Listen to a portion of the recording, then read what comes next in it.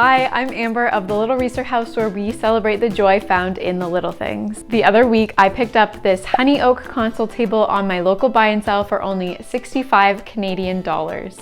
I knew it had a lot of potential to fit within our home if I could just update it with a little bit of paint and some pretty styling. In today's video, I'm going to bring you along as I flip this piece of furniture and source some thrifted decor so that I can use this table to bring a little bit of separation between our living and dining space. Let's get started. Let me show you what we're working with. When I saw this secondhand piece, I was instantly drawn to the brass band detail and the fluted legs. I also like how it is open underneath, so I can tuck some big baskets under there for added storage. What I don't love is the honey oak finish, and although it's pretty unique, I don't really love the interesting detail of the wood grain on top. It's definitely interesting, it's just not right for our space and our home.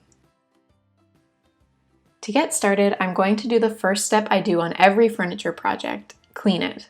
This table was in someone's home and didn't have an excessive amount of grime or grease, so I'm just going to use a little Dawn dish soap, some warm water, and a lightly abrasive sponge to do a once-over, especially getting into all the cracks.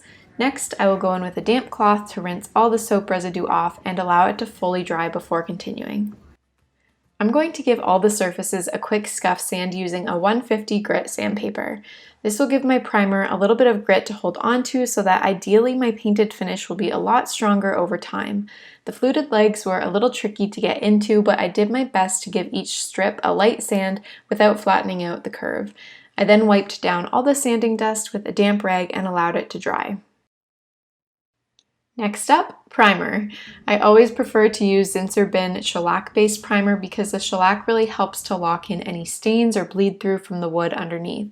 It is smelly and difficult to clean, so I always do it in a well-ventilated area, preferably outdoors if you can, and then use a crappy brush or roller I can just toss when I'm done. But it is worth the smell and mess for the finish it gives, so definitely stick it out if you can. I covered all the wood surfaces with one coat of primer.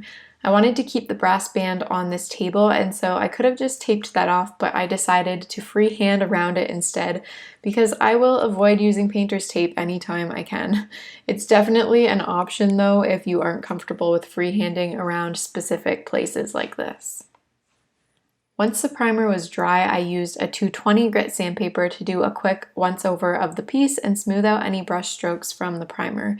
I did this outside so the dust from this product wouldn't float around inside our home, and of course I made sure to wipe the whole piece down with a damp rag when I was done.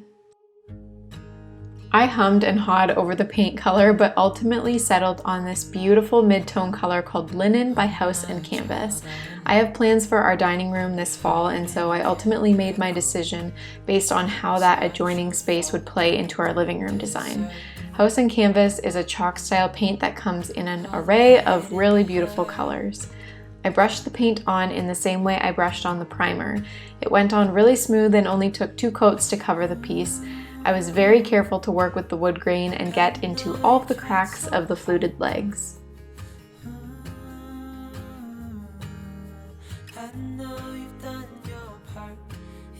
Once the paint had dried for a couple of days, I came back in and coated it with the House and Canvas clear top coat in a flat finish. This product is very easy to work with and will definitely help the paint hold up to regular wear and tear over time. I just made sure to let that cure for a few days before putting anything on the table. Once I had finished with the paint, I felt like the brass detail looked a little too yellow. I decided to use a little rub and buff in Ancient Gold to deepen the metallic tone and elevate the piece a little bit more.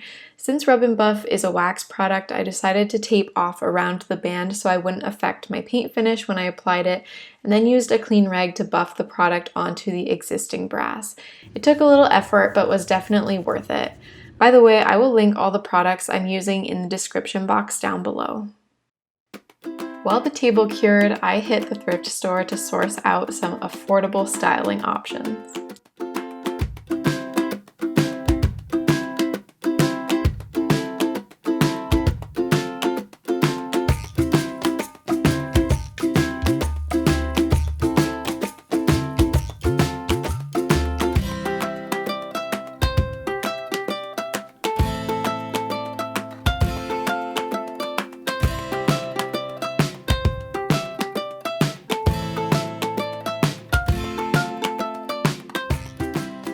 I found some great pieces at the thrift store and then also decided to shop my own house and pull pieces I already had from other areas. The only thing I purchased new were these faux stems. I'm a little particular about faux plants, and so these were a little more expensive at $9.99 a stem, but I think they look really realistic and will be versatile to use in many areas in our home. I placed them in a big rounded jug DIY made out of a thrifted glass vase. I'll link the blog post that covers that DIY process down below. I played around with the styling to find a configuration that worked and was happy to see the thrifted pieces shining in all their glory.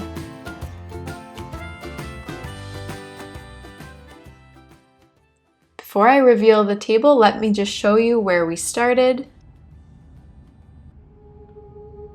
And here's the table now.